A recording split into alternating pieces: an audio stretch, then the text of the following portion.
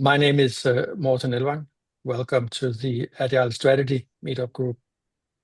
Bob, it's a real pleasure to have you visiting us today to talk about your work on Society 4.0 and as we talked about before, also draw some parallels to what's the role of strategy in all of that. So very welcome to our meetup and peace. Yeah, well, thank you for the invitation. I'm honored. You wanted to talk about Society 4.0? Yeah, if you like. Shall I Yes, shall I introduce myself first a little bit? Is that okay? absolutely. That would be Yeah. wonderful. Okay. Well, my name is Bob de Wit, and for a long time I'm an academic. My field is strategic leadership, which means that I try to read the future. I will give you an example of that. If I try to read the future, what it means for leaders making decisions about the future. Basically, that's my field. My field is multidisciplinary because sometimes the future is related to economics and then technology and then politics, so you need to be interested in everything. Basically, that's what it is. I did it for a very long time. I'm now a full professor for 30 years. Last year I resigned. I mean, I was with pension, so I'm emeritus for 1 year. You may know my name because I wrote an academic book, which is being used in 75 countries. It's called Strategy and International Perspective. Last month, the 8th edition was published internationally. So my field is understanding the future. And basically, this changed in 2011 a little bit. So before 2011, my field was, well, I was interested in everything that was related to the future.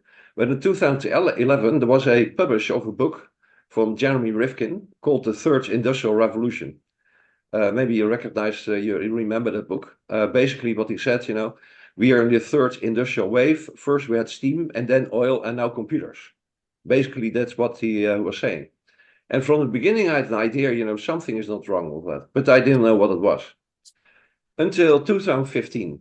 In 2015, I have to deliver a lecture. And while writing the lecture, I knew what was not right about Jeremy Rifkin. And that speech was called On the Eve of a Societal Revolution. Meaning that it's not the third industrial revolution, but we are going to a different kind of society. We are in a transition to a digital society. So I gave a presentation in 55 countries. Ladies and gentlemen, the coming years we go to a digital society, which is completely different from our current society. We come in a revolution. Now I've been waiting for that to happen, and that was the beginning of 2020. You probably can remember. And I thought immediately, well, this could be the beginning of what I expect for a number of years.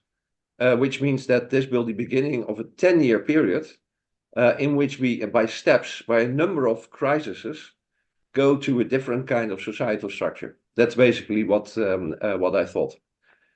I told that also on radio, television in the Netherlands, so I became a little bit known about my statement of what was going on. And then I decided to write a book. Because I thought, well, this is the moment we are going to a different kind of society. And then I wrote my book, which is called Society 4.0. I have it here, Society 4.0. Basically, what I've been writing there is, first I gave an analysis of the time that we live in, so that we are at the end of industrial times. That the way we have organized our current society is related to industrial mass production and not to digital technologies. And we are in the transition to what I call Society 4.0, which is a digital society. Now, a number of things are important. One is the largest companies in the world are not industrial companies anymore. I mean, the whole idea of an industrial society was that industrial mass production is the most important source of economic value creation, where you make the most money. But in the top 20 of largest companies, there's not one industrial company anymore. It's only big tech, big finance, big pharma, big food. These are the largest companies. The second is, these largest companies are larger than countries. Now you have to recognize that we have organized a society in which way we have a democracy, we make decisions, and companies have to adapt themselves to the laws in a country. But now these countries, largest countries, are larger than countries. So that the power distance between countries, nation states, and companies, corporate states, have changed. And then the third thing is that there has been for a couple of decades a trend towards globalization, because the largest companies are global companies. They're not national companies, not European companies, they're global companies. And at the global level, we have large public problems like decreasing biodiversity, plastic soup, microplastics, air pollution, water pollution, all kinds of problems. And to solve that, we have developed 40,000 NGOs, non-governmental organizations. But these NGOs are not democracies. So what we have now in the current time is that we live in a global world. Public organization NGOs are no democracies, and the largest countries are larger than countries. So that is one part of that. So we are in a transition to something else, and we have to redesign society, and I call that society 4.0. Now, why do I call that society 4.0? Well, simply because it's the fourth time we go to a different kind of society. For thousands of years, we have lived in an agricultural society. Yeah, what I said, a societal structure is always related to how you make money. And in the agricultural society, if you have a lot of land, you were powerful and rich. And if you did not have land, you were poor and powerless, basically. That's what it was. So it was what they call a feudal structure. With a small number, about 10% of the people that were rich and powerful, and 90% has to make sure they get the next day. Now that ended, that period. And actually, the Netherlands was a very important starting point, and it has to do with the fact that the Netherlands is a trading country. So trade became more important than land ownership. So in the Netherlands, we had 20 or so, or 30 trade cities, and all the trade cities has to cooperate against a common enemy, which was water. As you know, most part of the Netherlands is below sea level, so they had to cooperate. And then there was a transition to society 2.0, and it started with the Act of Abandonment. So we left King Philip II, and after 7 years, there was the Trade Republic, which is a totally different kind of society. Then 250 years later, we have the Industrial Revolution. Yeah, the first machine was spinning jenny, a steam-powered engine. Now, one engine doesn't change anything, 10 knot, 100 knot, 1,000 knot, but at some point of time, industrial mass production became more important than trade. And then again, we came in a transition to a different kind of society, and that was society 3.0.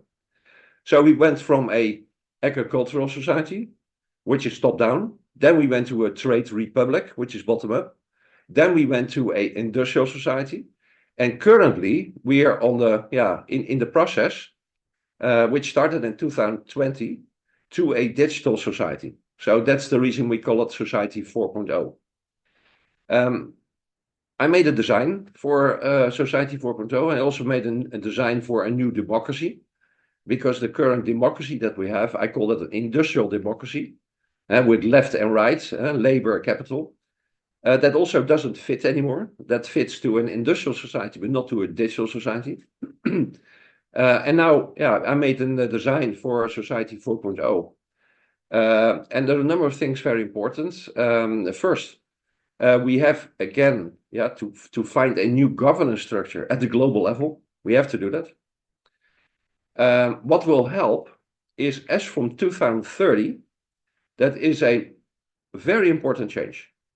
I don't know if you have heard about Agenda 2030, and many people don't know what it means. 2030 is the expected moment when people, and especially in in Silicon Valley and Korea and China and Israel, they expect that AI will surpass human intelligence. Yeah, so they expect in 2030 they will pass a Turing test, as we call it. So then from that moment they have human level of intelligence. And as from that moment on, humans are not anymore the most intelligent on this planet. This is important because it's the first time. Yeah, the whole reason that humans have taken over possession of our planet, yeah, and why the king of the jungle is in the zoo, is because we are more intelligent. Yeah, so we are more intelligent than all the other animals, and therefore we have taken possession of the planet. We are in control. And everything that we have organized in society is because we are more intelligent. And as from 2030, humans are not anymore the most intelligent creatures on this planet. And especially when you combine it with, for example, virtual reality, then you get digital twins. You can combine it with robots, they get humanoids. There are also initiatives, for example, from Elon Musk, to combine human brain with AI. So then you upgrade humans. That's called Neuralink. Maybe I've heard about it.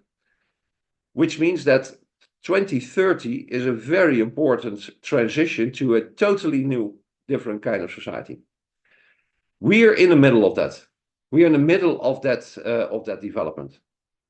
Now, what's very important here is that everything that we do, our behavior, the governance of society, is based on that we are more intelligent than other animals. If we are not, what then is the advantage of humans over other organic life and not organic life? What is that? Yeah, so what makes us different when it is not intelligence anymore? And the answer that I gave is basically, if you ask, take for example, you have an intelligent robot, yeah, so an artificial intelligent robot with an IQ of 500, yeah, for example, 1,000. What is it what humans have, what robots do not have, what AI does not have? And my statement is we have a soul. So important is that we understand that we are different because we have a soul. So in the future, we will have an artificial intelligence with an IQ of 500, and then we have humans with an IQ of 100 with a little bit, and a soul. Which means strategically that in the future, yeah, humans are not human resources anymore, no production factors. We will not have control over our planet anymore. We have to become more human. And the interesting thing is that I have a daughter from 25, and young people are always inspiration for me. They are my laboratory for my scientific laboratory. So I look how my daughter, but also her friends, how they live, what they find important. Now, and as an example, my daughter has bought a bus, a Mercedes bus with a kitchen and a bed, and she's traveling around. For her, the most important thing is freedom. She wants complete freedom, and she wants to go into nature. So wants complete harmony with nature. So she travels, go to nature, but also goes to all kind of communities, human communities, where they make music, where they enjoy art. So what you see is that they develop the human part of what makes human unique from artificial life appearances. And she is an example. And also, she doesn't want to work more than 16 hours. Yeah, and one of the things people cannot imagine that, but full employment is not reachable in the future anymore. Yeah, with all the technologies, with 3D printing and robots and and industry platforms and machine learning, and there's so many technologies, they will take 80% of employment, which means that full employment is not possible anymore. And my daughter is always intuitively, she knows that. She works 16 hours as a digital nomad. She makes newsletters. She sells water machines, She does something she can from the bus. 16 hours is enough to live from, and for the rest, she wants to enjoy life. Now, this is the change we are in, because young people, they feel intuitively that we go to a completely different kind of society. Intuitively, they make decisions. For example, she does not buy new clothes anymore. Yeah, she says, there's plenty clothes. I don't need to buy new clothes. There are plenty clothes. So that is not a priority. So she makes different kind of decisions in what's important in life. 16 hours work, and the rest of the work is working with, enjoying nature, work with friends, do all kinds of things that makes her happy. This is the transition that we're in. Young people feel that intuitively. They're already preparing for that. The most difficult is adults, like you and me, because we have lived only in one society, the industrial society. We think that's the only one and the best one society to live in, and it will never change. Well, what I said here before, it's actually the fourth time we changed from society, so it's not the first time. It has happened before. But we find it difficult because we have only lived in one society. We have no other example. So for adult people with their interest in current life, they find it very difficult to accept that we are in a transition to a completely different society in which completely different kind of things are important, and still it's happening. Now, what you also see is that people want to go back. They want to go back to the good old days. Yeah, because they were happy there, and the time that they live in, they don't like that and all that. That's not going to happen. And these people have most difficulty, because they try something that will never achieve again, and that's difficult. And then the last category, and that's something that happens always in a transition. Yeah, so in a societal transition, you have people that want to build anew. You want to have the people who want to stay. You want to have people who want to go back. You have also a category of people who want to misuse it. Yeah, they see a lot of unrest, things not going well, and they want to make misuse of that. And you see that currently also. The unrest, the uncertainty, and people see that as an opportunity to make misuse that, and that makes it, very uncertain what's happening. So if I characterize the current situation, and it will last until 2030, is that we are organized as an industrial society, including democracy, including the fiscal system, including government, basically including the importance of work, the importance of material goods, the importance of consumerism. That is I call it as a metaphor, an old tree. Yeah, in nature, you have a small tree, it grows, it becomes a big tree and an adult tree, and then it goes a dead tree, and then it's being eaten by certain animals. And I see that the current industrial society is a dead tree. I gave 2 weeks ago an interview with the Financial Times, and that's what I said in Holland, by the way, not in English, but the Dutch one. And I told the journalist, the current industrial society that we're living in is a dead tree. It attracts certain animals, certain animals. And in nature, it works like that. If a tree is dead, it attracts certain kind of animals. At the same time, we are building a digital society. And what I do with Society 4.0, I made a vision of how that future society could look like. I shared it in my book and my presentations. And I'm working on establishing Society 4.0. After my publication, there came a number of people to me and said, well, I believe in your vision. Let's implement it. So we started a cooperation.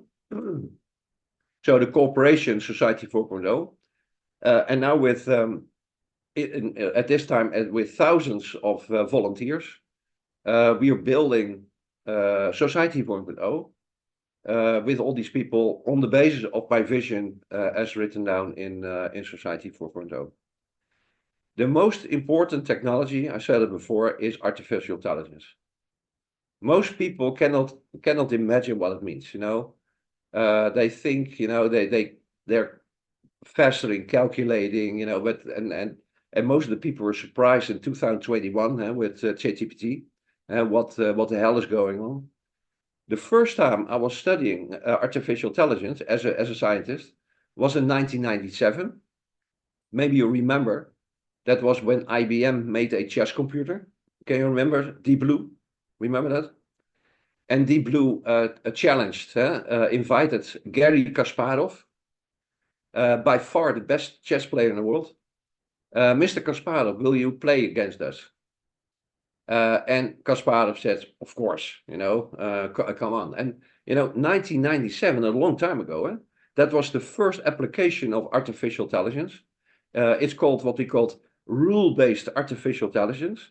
Yeah, with chess, he was faster in playing chess, applying the rules, and he made less mistakes. That's the reason why he won from Kasparov. But 1 year later, 1998, there was a publication from the Santa Fe Institute for Complex Systems. I don't know if you have heard about it. That was an institute in New Mexico and in the US. There were a number of good scientists. Murray Gell-Mann, who is a Nobel Prize winner. John Holland and Brian Arthur. They went into an abandoned military facility in New Mexico. And there they started, very close to Santa Fe, the Santa Fe Institute for Complex Systems. And there they started with pattern-based artificial intelligence. And pattern-based artificial intelligence means that you recognize patterns. And that's what humans do. Yeah, you see a tree and another tree and a third tree. And the fourth time you see something, you have never seen it before, but you recognize it as a pattern. That is, you recognize it as a tree, sorry. That is what we call pattern recognition. And that started in 1998. And they published an article, we are as far as the intelligence of an ant. Well, that's not very intelligent, of course. That was the moment I thought, aha. So now we have pattern-based artificial intelligence.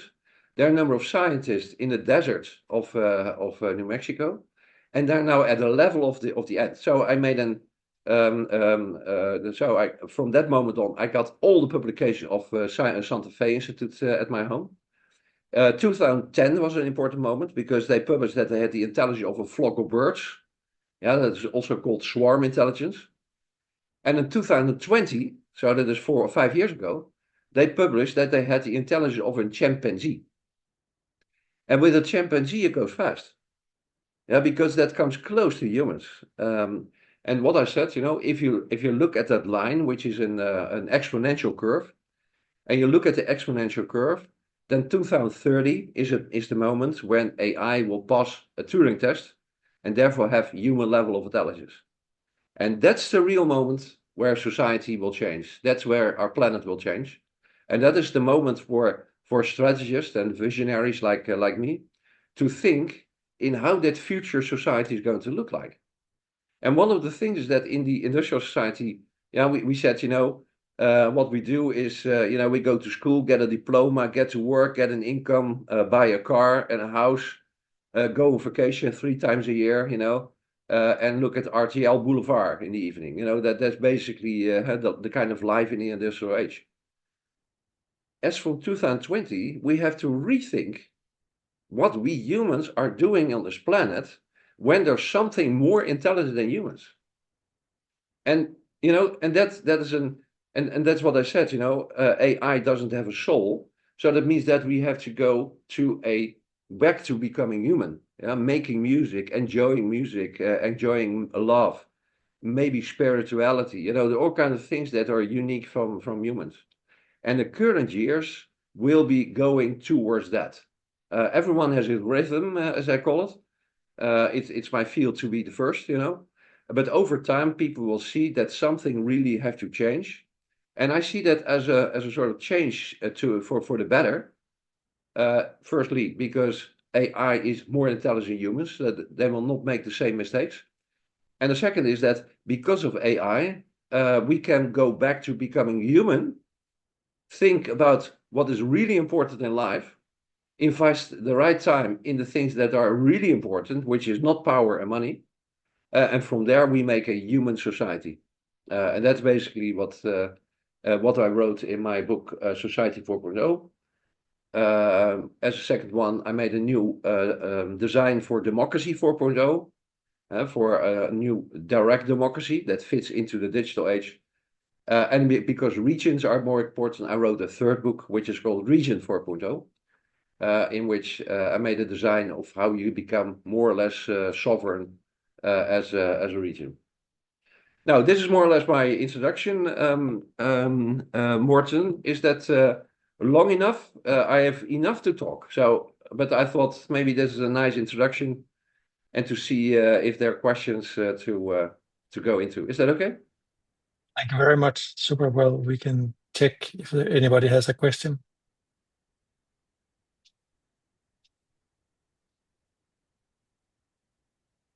Tom, you know you gotta speak your question yourself. Oh, I have to. Okay. I presume you know about the book called Stellar, Bob. The book called Stellar. I'm not sure. What's the book Stellar? Yeah, because it talks about many of the same things that you do. So I just wondered your position on it. Okay, I will put the full. It's called Stellar. I will put the full title in the chat. Thanks. So sorry.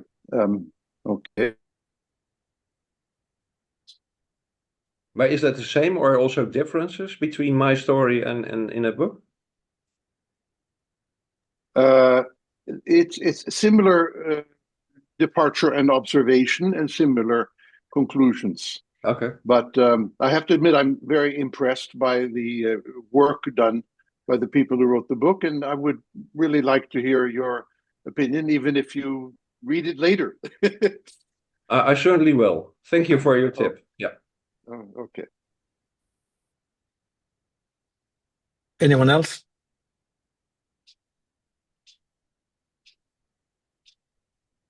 Well, but I have a question then, meaning that, and thank you for sharing your wonderful vision, which well, let's take the questions first. Peter.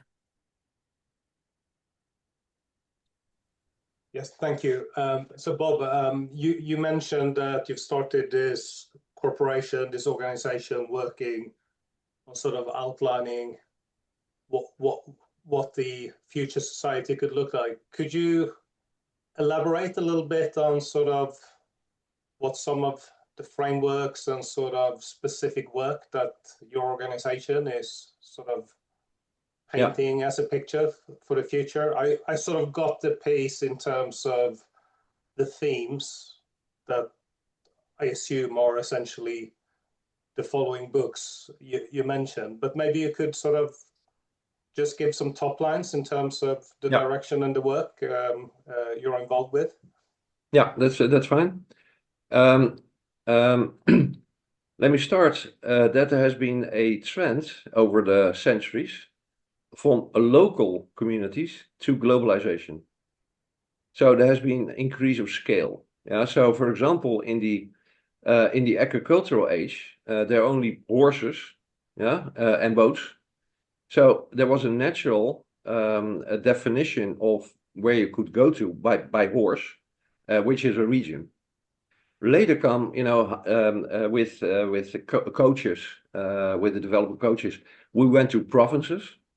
Then with the invention of the machine, we went to nation states. Yeah, so when regions, provinces, nation states.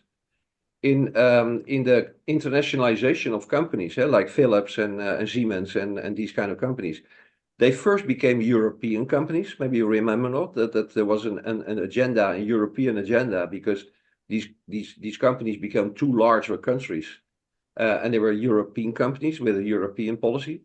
And now we are go to globalization. So there has been an increase of scale from local to global. There is a second trend, and that's a trend most people do not see, which is we go back to the region. And it has to do with basically the same technologies. There are a number of, the whole idea that we have, the whole idea of globalization that we had, has to do with industrial mass production. Yeah, so as I take an example from the Netherlands, we had a company called Philips. That was really a company from Brabant, one of the provinces. They were very proud, of being from Brabant. But then they increased and they had to compete with Sony and Samsung and other companies, and they had to leave the province and they had to become a European company and a global company. Yeah, so they went further away from society. And what they did is they built factories in countries where the labor is cheap and the ground is cheap, yeah, because you have to mass production at lowest possible cost. So you go to low wage countries, and then transport those products back to the Netherlands or other countries. A number of technologies make possible that industrial mass production is not anymore the most important source of economic value creation. For some things, you still need to build in mass, and you have a number of companies. But most of the things that we need, yeah, whether it's food, or it is energy, or it is water, or you go to healthcare, or you go to currencies. You know, you can, with blockchain, you can make all kinds of local currencies, which means that the local community becomes again important. So I made a sort of vision. So if you combine it, then 80%, and oh, I forgot one, 3D printing. Yeah, don't forget that one, 3D printing. Last year of 2 years ago, there was a publication of a book, The 3D Revolution. That was from Richard Devaney from Oxford. And he said, you know, the development in 3D printing go very fast. You can print shoes and clothing, you can print houses, you can print cars in some period of time. So increasingly, you can print all kinds of things. Now, then what you then do is not go to India, make a big factory and mass produce there and bring it back here, but you put here a 3D printer and you print it here. And there is, as an example, there's a company in the Netherlands called Dame Shipyards, maybe heard of that. It's a large shipyard. They developed a printer, a 3D printer, to print propellers for ships. Propellers. That's not a plastic pen, you know. There's 10,000 horsepower behind it. You know, that's the hardest material that you have. So you can now print the hardest material on the yard. So they're shutting down their factory in Poland, making only propellers, because they don't have to. Which means that 80% from what we need can be organized in the region. So where we're going at is that on the one hand, there's globalization, and that's the one trend I told you. And the other trend is localization. We go back to the region. 80% from what we need, we can produce in the region. We don't need international mass production anymore. Only for a few things like cars and airplanes, you know, there are a number of things that will still need mass production, but 80% of the things we don't need, which means they're going to shut the factories in India and China for mass production, which get a totally different kind of economic chain again. So in the future, we go to a situation in which you combine global with local, or what I call global and regional. These are the two levels that you need to organize. Now, we are now in a situation in countries, the fact that we are countries and country borders, and Europe, some kind of monstrum that Europe, by the way, an undemocratic monster. Basically, you don't need that anymore. Yeah, one of the things that I do as a sort of methodology, may be strange, but if I want to take distance from the current situation, then I pretend as if I can start all over again on Mars. Now, I call it a Mars exercise. Yeah, as an example, if you want to know the future of mobility, yeah, and you want to start with the current technologies and you start on Mars where there's nothing, you're not going to develop trams, if you know what I mean. You know, these are shadows of the past, yeah, and buses are shadows of the past. So you make a new design for mobility on Mars. I take that as an inspiration to look at the future on our society. Now, if I do that for the future of our society, and I take the two trends, then I have something like a democratic global organization. And we have a number of local or regional. So we go to a Europe of regions again. So we make regions more or less independent, more or less sovereign, and we have a global level. Now, in the past, just the same with mobility, we have developed over the centuries countries. But countries, nation states, are basically not the level that fits the future. In the future is either global or regional, but not national. And it's the same for Europe. Europe is a level that has been, but it's not important anymore. So what you will see is a big transition, because it's one lesson from history. If there's a transition to a new society, everyone has their own rhythm, but the last ones who see what's happening, and the last ones who has an interest to see something happening, are existing politicians. Because the people that have power don't want to change. So that change will not be smooth. There needs to be something, in which we send away, the politicians at a national level in Europe, because they will not leave themselves, basically. And that will happen between now and 2030. And then, of course, you need to have a new model, a new design. And what I said, I wrote Democracy 4.0, which is a democracy in Europe on regions, a direct democracy, making use of AI and blockchain and all kinds of other technologies. So that's a change we're in. Does that answer your question? Yes, thank you. Tom, you have a question? Yeah, it's in the chat too. Bob, this group has been looking at different ways of doing strategies from a management point of view, but can you circle in more on your view about conventional methods for doing strategy, planning, and execution, and how that can or should be improved? Mm-hmm. Okay, so then I go back to my strategy book, basically. Is that right? Yeah, so this is not about Society 4.0, but you want to dig more deeper into strategy formation in companies. Is that correct? I do, yeah. Yeah, go ahead. Well, Tom, would it be okay to start with a question which somehow hits the both sides?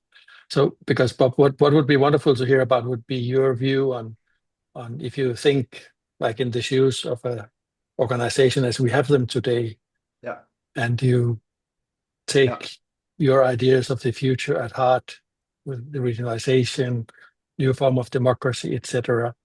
What would that then mean for how would you work as an organization? I mean, what kind of scenarios, options do you see, and in your mind?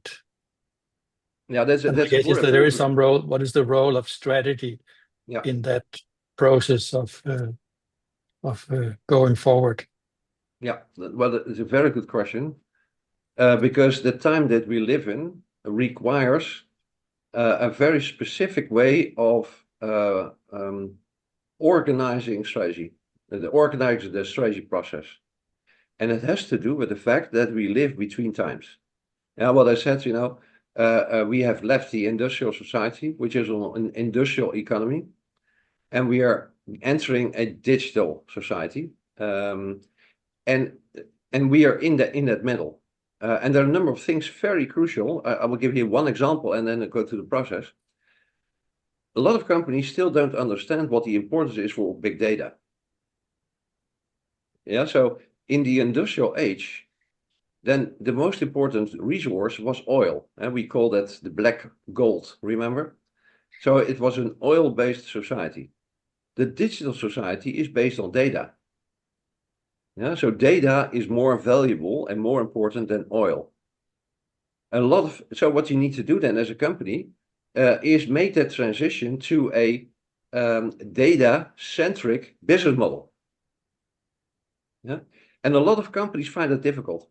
If you look at the largest companies, like an Amazon and Facebook and Google and all those companies, these are data-centric. They know that they have to organize themselves, their business model, to exploit data, because data is the most important source. Existing companies, I have a lot of experience with companies in my strategy consulting practice. If I take an example, in the Netherlands we have a very old bank. There's a client of mine, and that old bank has different kind of divisions. They have savings, they have mortgages, insurance, pensions. They have all kind of different kind of activities under one roof. In the 60s and 70s, you start automating, and because insurance and savings is completely different, they chose a different provider and different software. And now they're hopefully, they're stuck in a spaghetti of applications. Yeah, so they find it almost impossible to become a data-centric company. So I do a lot of work with that. A lot of my clients is exactly on that. We have to go from the industrial age and with a lot of applications developed in the 60s and 70s, and we have to go to compete with the new companies to a data-centric business model. And companies find that very, very difficult. That brings me to the more theoretical part of it, which is companies live in two worlds at the same time. Now, if you take the example of the bank, they have to exploit the current bank, and at the same time, they have to develop a new business model. Yeah, that's a source. In science, in the scientific community, in my book, it's chapter 9, we call the paradox of exploitation and exploration. Which means exploitation means that with all kinds of technologies, you can try to make it more efficient, replace people with technology, do all kinds of things to make the current business model more efficient, a cheaper exploitation. But at the same time, you also have to explore, and you have to innovate to develop a data-centric organization. And that's what I do a lot of companies. Yeah? And these are totally different ways of doing that, because first exploitation, that is a lot of rational economic analysis. Yeah, they're blue collar workers, accountants. They are very good in calculating, making more efficient, blah, blah, blah. But if you want to develop a new business model, you cannot calculate that, and then the kind of blue people, the analytic, rational people, are now not useless, but they're not the primary person, because developing and exploring to a new model, you need different kind of people. For there, you need to have imagination, creativity, out of the box thinking, and these are two totally different kind of processes. The analytic thinkers, they're very good in analysis, rational analysis. And the people that are building something new are very intuitive. There's a totally different way of doing that. That is also, by the way, for the strategy process. Because if you look at the strategy process for exploitation, for improving the current, that's a planning process. Yeah, you make analysis and you plan the next steps, and planning-wise, you improve the current exploitation. But if you want to explore the new, well, you cannot plan that. That's more emergent. Yeah, that's incrementalism. You try something, it works, you go on. If it doesn't work, you try something else. So it's a very paradoxical situation in which you develop strategy in the old world. Yeah, rational, planning, resource-based, another thing. And at the same time, intuition, incrementalism, outside in, exploration, blah, blah, blah. That is very paradoxical, because it's both at the same time. It's true. You both have to do it, because if you don't make the current business efficient, then you will lose it. Then you will not survive the exploration period. But if you focus only on exploitation, well, you can live for 5 more years and then it's over. And that's a very difficult kind of process to manage. Is that a good answer? Yeah. I see Peter, whose name I assume is Dutch. Is that correct? That is correct, yes.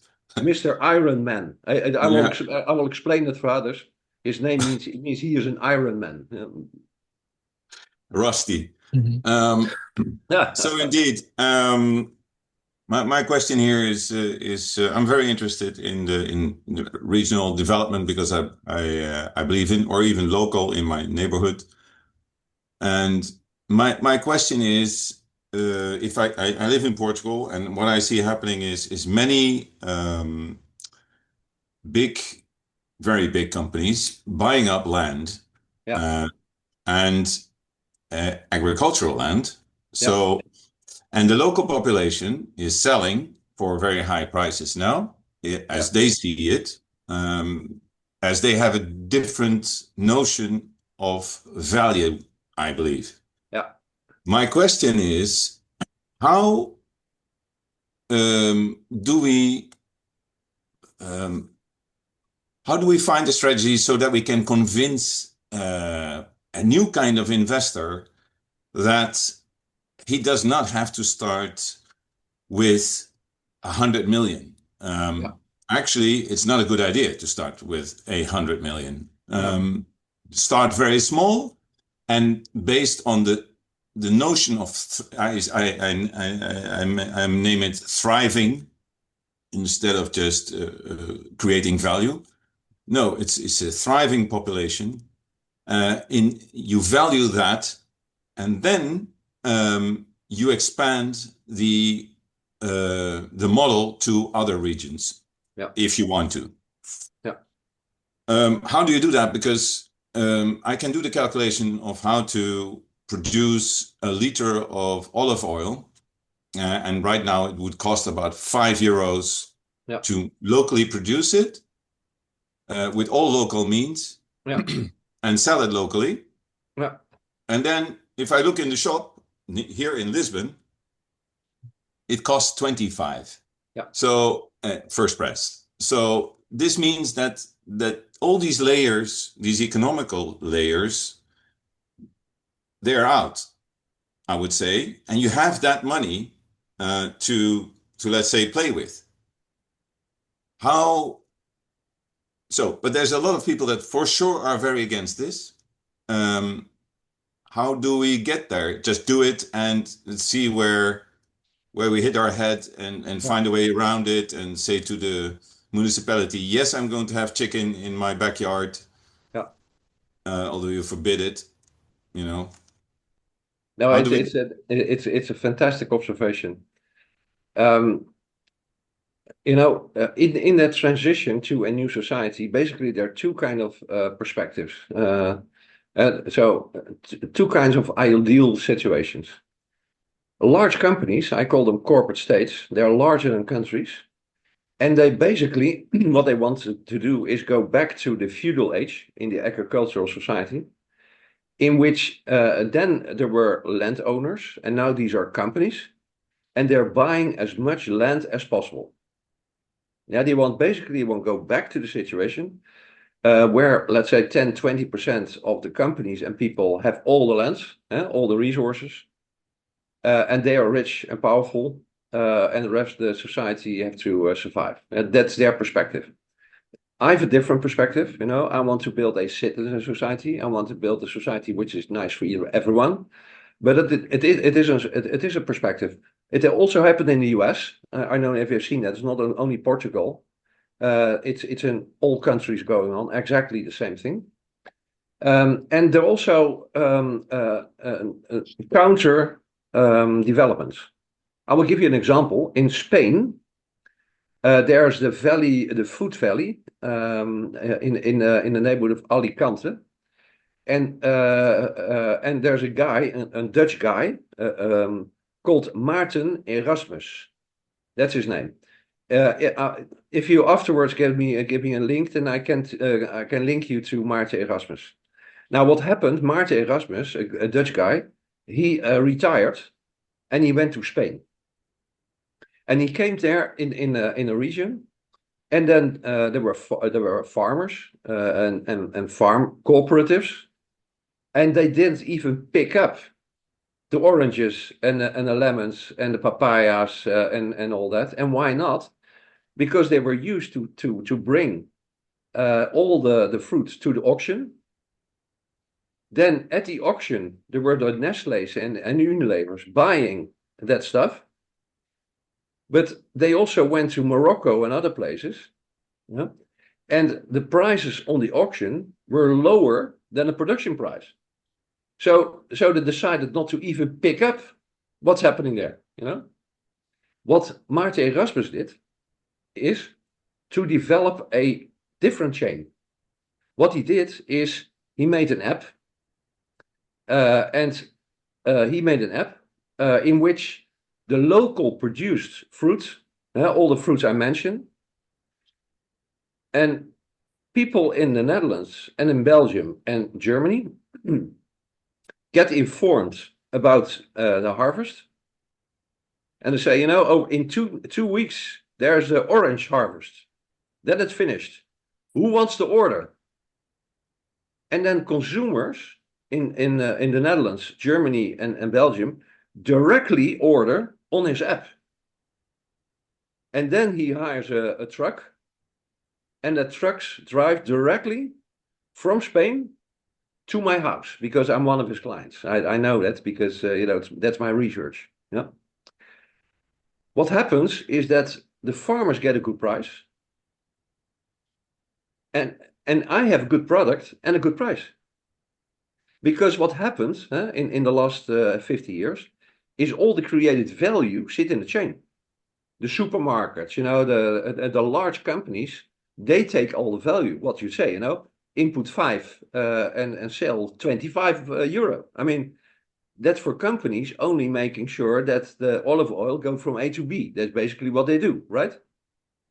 And what he is doing, and it works very well. Yeah, so it works very well. A lot of people subscribe to his app. If there are lemons, there comes a message. The lemons are more or less finished. Who wants to have it? And everyone orders it for a normal price. We call that the short chain, if you know what I mean. Yeah, so you combine farmer directly with consumer. We have done that with Maarten Erasmus in Spain. The next one was in Italy for olive oil. Exactly the same. And we also try to look for in Portugal and other places. So there are all kinds of developments in which consumers with the digital technologies like the apps and all that, they restructure the whole chain and make it directly. And you can every time you can one step more. And at that, for example, a number of consumers has all become members of the cooperative in Spain. It's their orange basically, So there's not a market because they're orange. And step by step, we are reorganizing that whole chain. I can, if you want, I can give you some addresses and names to get it organized, because the situation in Portugal is probably the same what I described. I mean, that's happening everywhere. The app was my idea. Yeah. Oh, yeah? No. Well, I had the idea, but you already had it, so I didn't know about it. Yeah, but there are many of those initiatives, and the same for farmers in the Netherlands. Making cheese. If you bring oranges to the Netherlands, you go in the same truck, go back to Spain with cheese. You also share, the transportation cost. And some of them also develop their own currency, their local cryptocurrency. Well, that's what I want to do. This is what I want to do. What I've seen in Portugal is that it's a bit different than in the Netherlands, but because here things started later. But the parents, they send their kids away. Yeah, I part-time live in the interior, and they send their kids away because they think it's a better life in the city. And many of them, when I was working in an IT company, they actually want to go back to their villages, but there's nothing there. There's no job, blah, blah, blah. So what we did once, when there was no people anymore to find in the big cities, we said, okay, you know what? We bring the people to the villages. Yeah. So we created jobs for them. We created offices everywhere in small places. And we said, you want to go back? You can go back. and many of them did. So suddenly we had another 200 people extra working for us. So with us, sorry. Fantastic, and you know. Well, how we call it is your very Society 4.0. yeah, well, That's I read it, and I actually had a meeting with your friend. And now I forgot her name. She did from Transitiereizen. Carla Onder de Linden Yes, or so Patricia van der Haak? Carla. And so Carla. I've been studying. I am in the studying phase, so to find ways to do this, because I also see that there's a necessity. Yeah. Maybe there's a higher risk of necessity that we need to do this because we need food and we need energy. And so those are all areas. The food part, no, but the energy, yes, I am in, because I'm in the charging electric vehicles and batteries, Yeah. etc. That kind of technology and software. So we need all these elements on a local level. And if we do it on a local level, everybody says it's not viable economically. I think it's BS. It is. If I do the calculations, and I do the calculations because I have customers that buy me this, then I can provide an entire village with electricity using the local means, which means hills, the ocean, etc. But the moment that you start doing those things and you want to pump up salty water up into a barrage, you get an army of institutions that will try to stop you. Yeah. So I know. that I'm not good at that. So I have that I leave with other people. But the idea is that local people have, they are super strong. They're super good. Yeah. I talk to the rice producers, and they are proud ladies and men that are there for hundreds of years producing rice. And they say, yeah, you're saying that we're pumping up all the water, but actually we are not growing. So the water is going somewhere else. It's being taken away somewhere else. Yeah. And where is that? In the tourist business. So or on data centers. And yes, there will be all kinds of. So we have to adapt to that, and that's fine. But how? My question is, I'm going to beat against so many holy houses, as we say in the Netherlands, that it's going to be like a bit of a revolution, I guess. Yeah, it is. We're this approaching the book, full hour. Yes. This is the third book, Region 4.0. Yeah, it's in Spain because it couldn't send it to Portugal. So no, it's in. Yeah, that one I had sent to my brother. Okay, yeah, well, Carla and Patricia were co-authors of this book. Yes, I love her work. Yeah, they're fantastic ladies, fantastic ladies.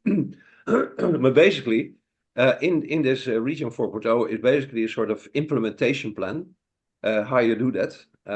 Yes. But that was meant for the Netherlands. There also every chapter has a good case. For example, we also had the Hooilanden.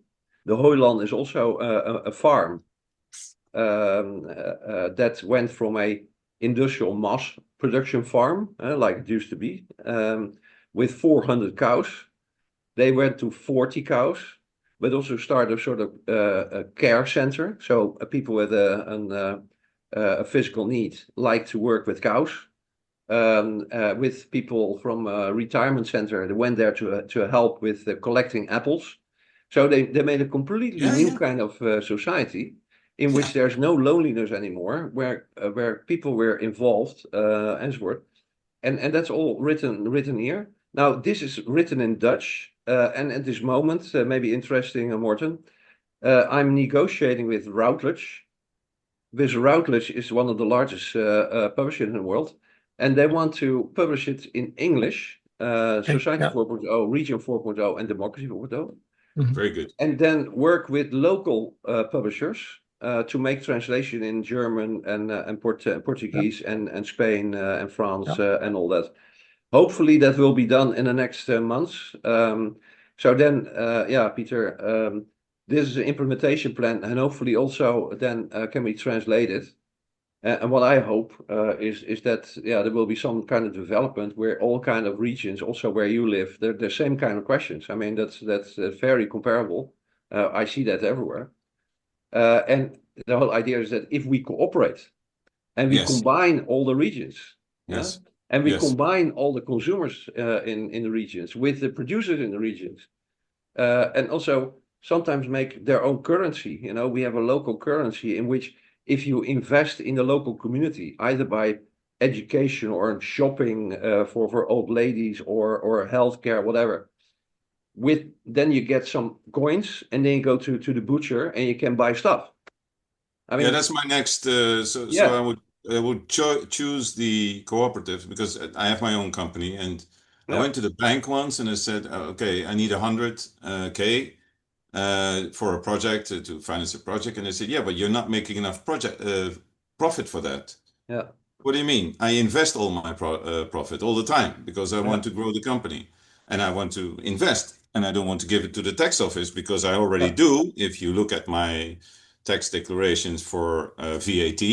So I give a lot of money to the state and I'm fine with that, but I need this money to invest, right? And then they say, yeah, but if you don't have enough profit in your accounting, we cannot give you, because this is one of the criteria.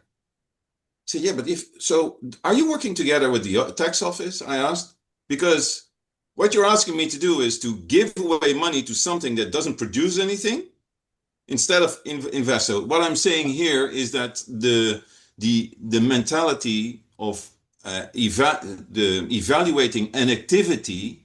So a cooperative, I will create a cooperative, but it has a almost communist perspective gives immediately, which is not true, because as a cooperative, you can invest. There's no problem. And then you can create your own coin and say, okay, because then there's no issues with, or supposedly, I hope, no issues with the tax office. but don't forget, if you're in a transition to a different kind of society with different kind of societal economic structures, that doesn't go smoothly, because the government is still from the previous age, the tax office from the previous age, they don't know what's happening, So the frustration, and it is frustrating, I know that, that is also part of the time that we live in. That's part of that. It always happens. There are possibilities to do it more smoothly, but then I have to connect you to other people within Society 4.0. But I understand your issue.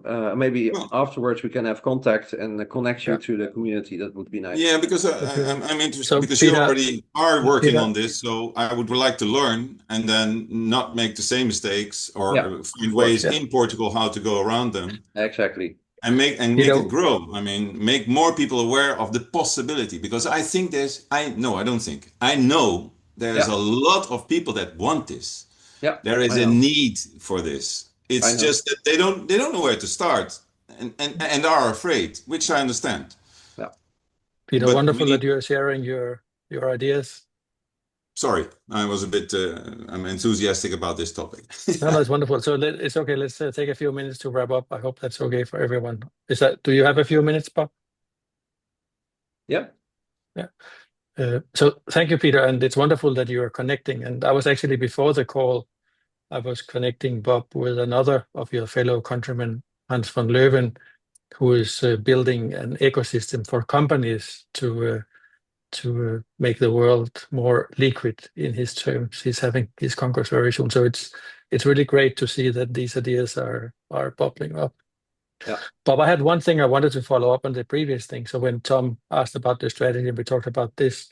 You talked about exploit, explore. And just today, I went to one of the big Danish banks. They had like an open session. They call it Sustain Tomorrow. And there were examples of how companies are innovating. And actually, mergers and acquisitions and partnerships were mentioned as two of the things that they are really exploring. And I was just wondering, when you talked about the bank exploit, explore, because we know that when you do something new and you explore the new on your own, you are very, very likely to actually be unsuccessful, because you basically don't know what you're doing. So the odds are brutal. Yeah. And I think that's why you see larger organizations increasingly buy up things that fit their future aspirations, like a merger acquisition, which is its own kind of worms. or potentially work even with its competitors on certain things where they have synergies. So the partnerships are inviting other people in to co-develop things. So I was wondering, what's your view on the exploit, explore? Is the world actually now exploring even more options to do innovation and growth compared to the old thing where you said take good care of what you have while you look for the new thing? Yeah. Well, yeah, you're absolutely correct. It starts with the top management team to understand and accept the problem. And that's where it starts. And once they define that they have a problem because they have an old business model and they have to develop, a new business model, you really have to go into an exploration phase. Yeah. Then you have different possibilities. The possibility I told you is you have to develop also some exploration to explore the future business model.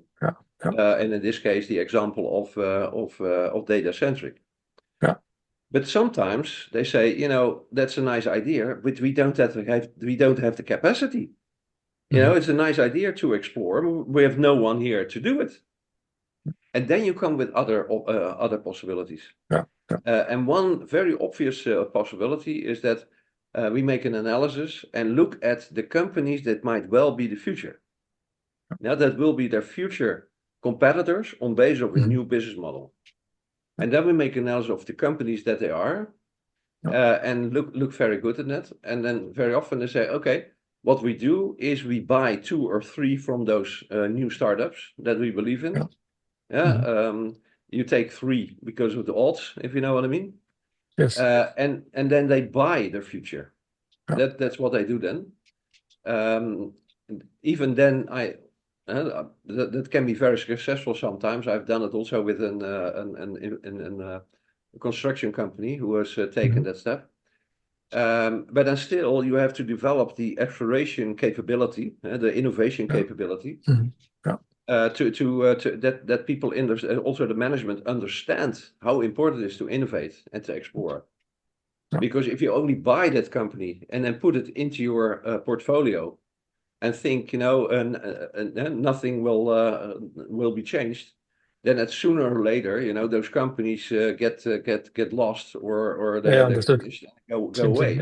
So you need to have build some kind of innovative culture to appreciate those new companies that has been acquired into the portfolio. Yeah, but that's the alternative that I sometimes do. If I work with a company, I say, well, I don't think there's a possibility that you develop exploration capability. Then I come with these options. Yeah. Thank you. We're a little bit past the hour. Thank you much for the enthusiastic conversation. So, Bob, just before we end, is there anything we can do for you? What you can do for me? Well, if you're interested in my story about Society 4.0, and Peter always referred to what's happening in Spain, but it happens everywhere. And with Society 4.0, with the cooperative, we are active in Belgium and the Netherlands, of course, but also in Germany. Germany is now getting larger than the Netherlands already. We are active also in Spain. But if I understand you well, you're also in kind of Scandinavian countries. I don't know where exactly, Denmark, Sweden, Norway, I don't know. But there are also initiatives, and we are internationalizing our philosophy on Society 4.0. And if people in your network would say, well, I believe in that vision, I will be part of that, and I can imagine that Peter would be interested, then we can grow this development together. So that would be my interest. Yes, yeah, I'll definitely look it up. And you probably know, so in Scandinavia, or the Nordic countries, we have a huge tradition for cooperatives. Absolutely, it's a very big part of the the local business community. Yeah, I started my PhD, that's a long time ago, together with a Norwegian guy. And that was a Norwegian, his family had a lot of land. And there appeared to be oil there. So that family went from a farmer, filthy rich, almost overnight there. And then he went to the Netherlands, and then we started a joint PhD on the future of the oil industry. Now, he worked in Wassenaar on the Zijdeweg. You don't know that, but it's a very luxurious part of the Netherlands. Sitting in his garden, drinking champagne. And it was very nice to work with him, a very nice guy. The only problem was that he really did not need to get a PhD. You know, he was already filthy rich. So he used that time to sit in the garden, have champagne, and have a good time. And there was not one letter, you know, on paper. So at some point of time, I said, well, you're a friend, but I'm going to do it myself. But in these conversations, I heard a lot about the oil industry in Norway. And so I was very well aware of that. I learned a couple of Norwegian words. Yeah. And what I also find that in Scandinavian countries, I'm very jealous on your family names. You know, in my country, my name is de Wit, which means just white. You know, that's it. But if I look at you, you know, fantastic family names. You know, I'm very jealous on that. Well, you can be called White in Scandinavia too. Yeah, but it's a family name. It's not. Yeah. Bob, But thank you anyway, very much for it's always taking a time to pleasure join us. Yeah. So Bob, I Thank- left a message in LinkedIn because I saw that we hooked up a year ago when you did your Emirate Oh. reden. I asked for the text of it, and I still didn't find it, by the way. You didn't find it? No, I think it was supposed to be on the website of Erasmus. No. Of sorry, of Nyenrode. Yeah. Well, there is a recording of that. But if you send me, if you have a message, but also where I can send it to with your email address. I did. There is a booklet, which is this one. This is my speech. Okay. I can send it to you if you give me the address. And if you have your email address, I can also send you the recording of my speech. Okay, cool. Yeah. Is that in English or Dutch? No, this is in Dutch. Yeah, but Okay, but I will these have days to. But these days it is easy to get translation. I would say, but yeah. And I'm going to Alicante, I think somewhere in 3 weeks' time because my brother lives there. Oh, So, and I don't know this name yet, but I would love to visit Martin. you should do that. You should do that. And if you look at LinkedIn, I saw an hour before we went into the session that he is offering oranges. He was on cool. LinkedIn. So if you look at that, Maarten Erasmus, you will see his last post was about selling oranges in the Netherlands. Okay, we got to wrap up here. Bob, Yeah. thank you so much. Peter, when you get further into your journey and you have your experiences, we would love to hear about them in this forum. I think it's a new, unique form of strategy. So feel free to come back when the time is right. Nice. Everyone else, thanks for joining and have a very nice evening. Yeah. Thank you. Thank you very much. Thank you very much, Bob. Thanks, Bye-bye. Martin. Bye-bye.